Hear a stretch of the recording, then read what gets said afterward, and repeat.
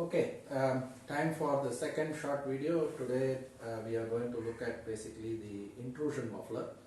So far we have been looking at the expansion chamber, and if you saw the transmission loss plots, whenever I had the length equal to lambda by 4, I got very good transmission loss, but I got virtually, well not virtually, zero transmission loss, which means that I get no reduction with the muffler at whenever the lambda by 2 is equal to L, or integer multiples of lambda by 2 equal to L. So if you see that, and what I'm going to talk about today is a concept called intrusion muffler, and this will correspond to basically slides number 24 to 29, which I have uploaded on Moodle. So I'm going to just give you a short overview of how this design basically works.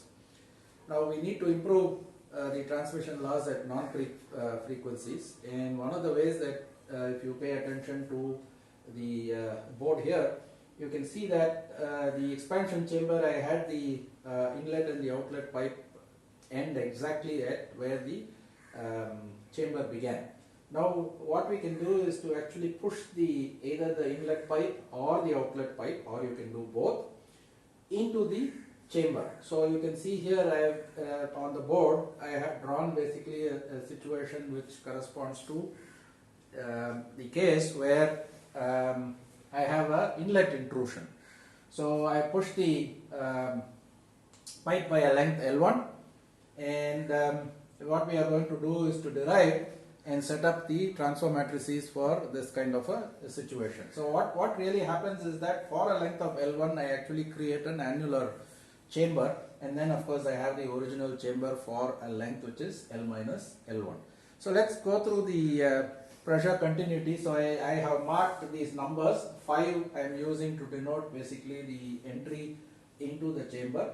3 is just past the inlet, and 4 is a point which is at the same physical location in terms of x value, but is part of the annular membrane. So what we have in this particular case is that I have pressure continuity, which means P5 will be equal to P4 plus, equal to P3. So this is my pressure continuity. Now when I look at mass continuity, you can see that what is coming in is V5, and that kind of gets split as V4 plus V3. So this is mass conservation, so which we have mass continuity. So you can see that I have whatever that is coming in, part of it is going into the big chamber, and some part of it is basically going into the annular region. Now the idea is basically I don't want to use this 4. 4 is kind of introduced here, but I want to eliminate P4 and V4. So that is what I am going to basically do. And in order to do that, if I look at the annular section here, the boundary condition that I have over, if I look at only this segment, so if I look at essentially this part of it, which is the annular part. So here I have P4, V4, which I want to eliminate. Remember that this is a rigid ball, and therefore the velocity here is going to be 0. So we are going to use the fact that, so if I write now, so let's write down the equations here. So if I now write down, let's say P4 is some P4i e to the ikx plus P4r e to the minus ikx, and similarly for the P4, which is in the annular region, I can write V4 would be V4i e to the ikx plus, well, we can write that directly in terms of the pressures. I don't need to write that here. So what I will have essentially is 1 by y4 times P4i e to the ikx minus P4r e to the minus ikx. Now we have, if I call this location to be my x equal to 0, then at x equal to minus L1, I have, so at x equal to minus L1, we have V4 equal to 0. So I'm placing my coordinate system at the coinciding with the inlet pipe entry into this chamber. So if I now measure this is the forward direction, so if I go that way, I have x equal to minus L1, that P4 will be equal to 0.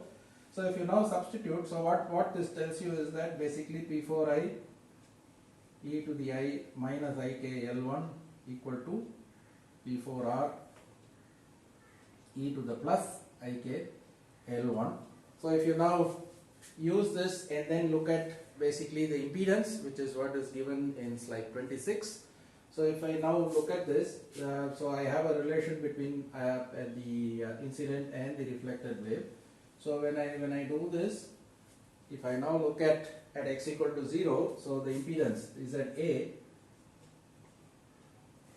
at x equal to 0 is going to be P4i plus P4i R into Y4 divided by P4i minus P4R, which will turn out to be, so if you use the expression that I have here, which relates P4i and P4R, it turns out to be minus IY4, or as I am calling it, sorry, I will call it Y2 because that is what I am calling it in my slides. So this becomes equal to minus IY2 cot KL1. So therefore, now I have a relation between the incident and the reflected wave through this. So I can eliminate P4 and V4, which is the pressure and velocity at x equal to 0. So when I do that, I can use the other two equations and I can write the following form: P5 V5 will be equal to, now I have 1 0. Now when I invert this, I will have essentially I times by Y2, of course over here, IY2 tan KL1 1 multiplying P3 V3. So you can see I have used the relation between this to basically eliminate. So I have now a transfer matrix relating P5 V5 to P3 V3 directly.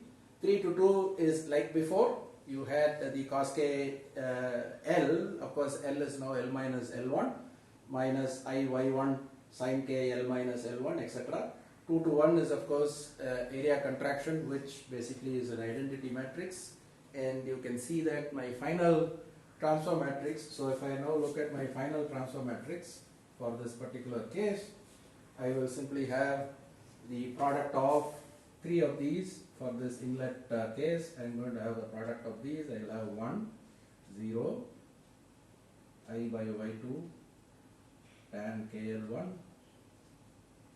1 multiplying our usual, so I will call L minus L1 as say some L2, so I can use the shorthand cos KL2 minus IY1 sin KL2 minus I by Y1 sin KL2 cos KL2.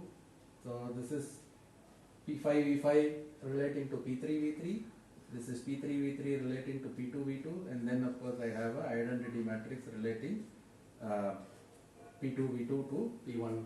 So the product of this gives me the transfer matrix, and you can go ahead and see the slide number 28 and 29, where I have given you the plots for, so I have taken the expansion chamber that I showed you earlier in class. L was basically 0.5 and the area ratio S1 to S0 was basically m equal to 3. So what I have solved for is m equal to 3 and L is equal to 0.5 meters. So please go ahead, take a look at slide number 28 and 29, which show the results for the intrusion muffler. I have shown you one case where there is an inlet intrusion like this and another case where there is an outlet extrusion. Now you can have both, and I am going to leave that as an exercise for you to go ahead and use both these intrusions, both inlet and outlet. Derive the transfer matrix for this, send it to me, and then I would also like you to plot and verify the transmission loss that you will get as a consequence of having this intrusion. So you can see, hope you're convinced that a small simple trick of pushing the pipe into the expansion chamber modifies the transmission loss at frequencies that at certain frequencies that we can plan ahead and then decide the amount of intrusion that we want to have. Now when you go look at the one last thing before we sign off, if you go look at the slide number 29, you will see two big peaks. These peaks correspond to the resonances of the annular areas. So in one case I have taken 3L by 13 as the intrusion length, L1 is 3L by 13. So if you work out, that happens to be where the cot K L1 equal to 0.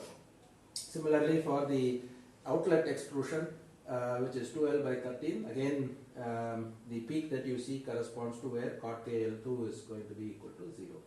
So I urge you to go ahead, look at the video, and then go through the slides, work out what I am going to send you as a kind of an exercise for you to do, and then we'll go back to another idea for enhancing the transmission loss, which is a baffle muffler. That's it for now. See you soon.